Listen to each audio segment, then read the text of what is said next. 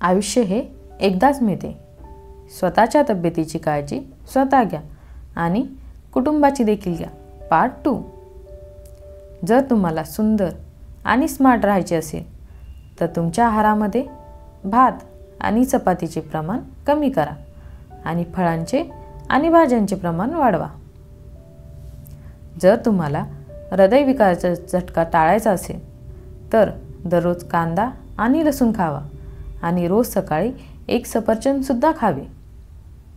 सकाळी हिरव्या गवतावर बसून दीर्घ श्वास घेतल्याने हृदयाचे आजार बरे होण्यास मदत होते.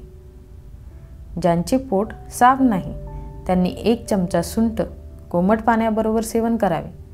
त्यामुळे पोट झटपट साफ होण्यास मदत होते. पैदल चालल्याने पाय आणि बोटांची लांबी सुद्धा वाढते. लघवी करताना जळजळ होत असल्यास दररोज लिंबू पाणी किंवा नारळ पाणी प्यावे. त्यामुळे तुम्हाला फरक जाणवेल. गहूचे कोंब खाण्याने शरीराची प्रतिकारशक्ती ही वाढते. स्वयंपाक झाल्यावर 48 मिनिटाच्या आत खावा, नाहीतर त्यातील पोषक तत्वे नाहीशी होतात. रोज 1 काकडी खाल्ल्याने लठ्ठपणा कमी होण्यास मदत होते. लिंबू आणि काकडीचा रस मिसळून प्याल्याने चेहऱ्याची त्वचा ही स्वच्छ होण्यास खूप मदत होते. लिंबाचा रस यांचे मिश्रण प्याल्याने तुमची पचनक्रिया सुधारण्यास मदत होते. आले आणि लिंबाचा रस मिसळून दररोज सकाळी प्यायल्याने वजन कमी होण्यास मदत होते. रोज नाश्त्यामध्ये स्वतःला आणि मुलांना दही खाण्याची सवय लावावी. हे अत्यंत आरोग्यदायी फायदा होते. मोहरीच्या तेलाने शरीराची मालिश केल्याने गॅसची समस्या दूर होते. सकाळी रिकाम्या पोटी 2 भिजलेले अक्रोड खाल्ल्याने चेहऱ्यावर चमक येते आणि केससुद्धा मजबूत होण्यास मदत होते.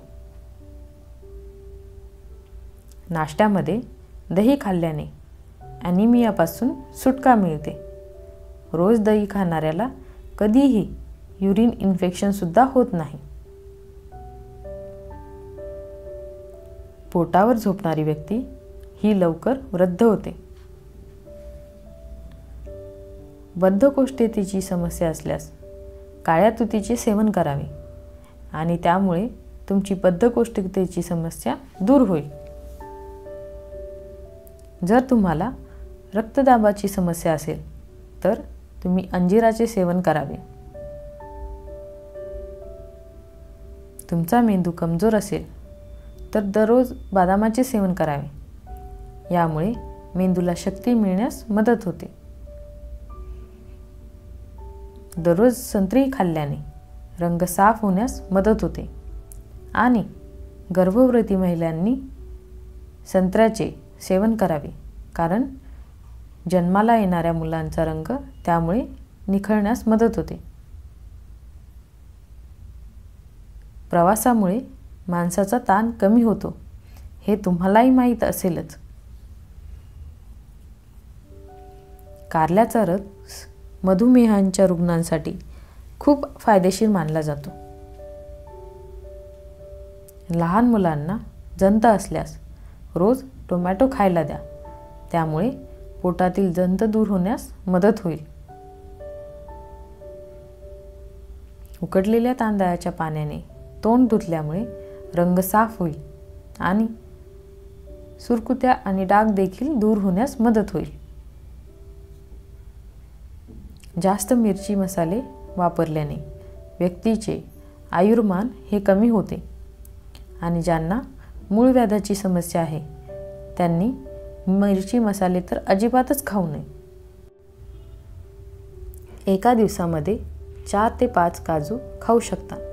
यापेक्षा जास्त काजू खाल्ल्याने त्याचा फायदा होण्याऐवजी शरीराला नुकसान मात्र होऊ शकते.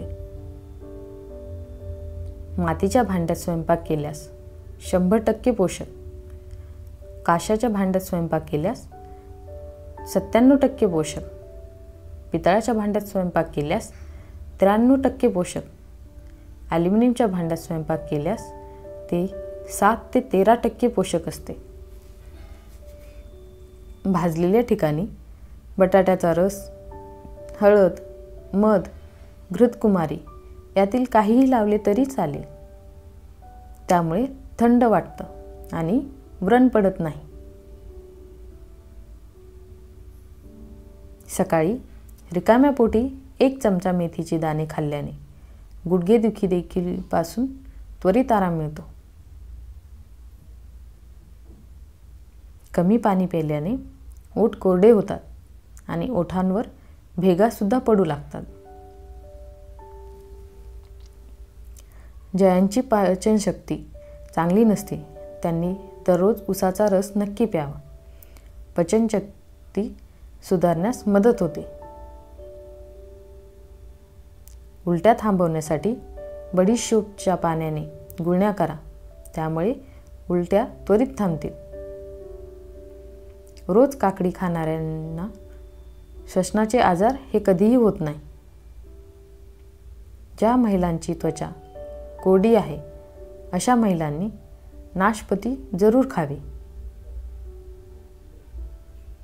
दुपारच्या जेवणानंतर थोडा वेळ विश्रांती घेणे आणि रात्रीच्या जेवणानंतर फिरणे हे आरोग्यासाठी खूप फायदेशीर मानले जाते. लाल मिरचीचा जास्त वापर डोळ्यांना आणि मेंदूला हानी पोहोचवू शकतो. त्याऐवजी तुम्ही हिरव्या मिरचीचा वापर करू शकता. साखरेशिवाय लिंबू पाणी प्यायल्याने श्वासाची दुर्गंधी देखील दूर होते. वेलची पाण्यात उकळून प्यायल्याने ताप कमी होण्यास मदत होते. खूप थंड पाणी प्यायल्याने केस हे गळू लागतात. त्यामुळे पाणी हे रूम टेम्परेचरवर असलेले किंवा कोमट करून प्यावे. खाण्याचा चुना 70 प्रकारचे रोग बरे करतो.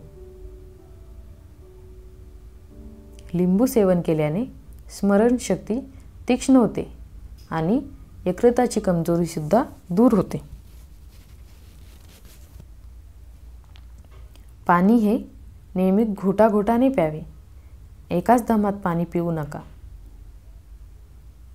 रोज खजूर खाल्ल्याने अंतर्गत कमजोरी ही दूर होण्यास मदत होते. अपचनाची समस्या असल्यास दुधाचे सेवन करू नका. पोटदुखी अचानक सुरू झाली असेल तर कोमट पाण्यात काळे मीठ टाकून घ्यावे. त्यामुळे पोटदुखीपासून आराम मिळेल. सूर्यप्रकाशामुळे चेहऱ्याचा रंग काळा झाला असेल तर थोडासा द्राक्षाचा रस चेहऱ्यावर लावा आणि रस सुकल्यावर चेहरा धुवा. त्यामुळे चेहरा स्वच्छ होण्यास मदत होईल.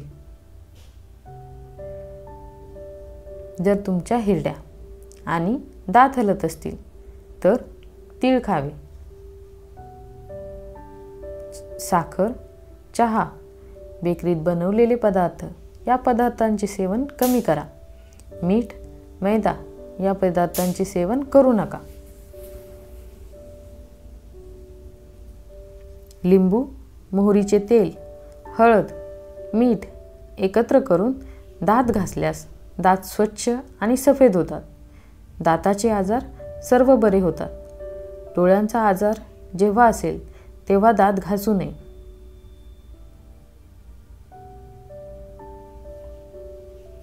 फार जागरण केल्याने शरीराची प्रतिकारशक्ती कमजोर होते आणि पचनक्रिया बिघडते.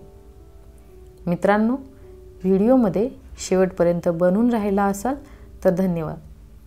असेच नवनवीन व्हिडिओ पाहण्यासाठी चॅनलला सबस्क्राईब करा, लाईक करा आणि शेअर करा.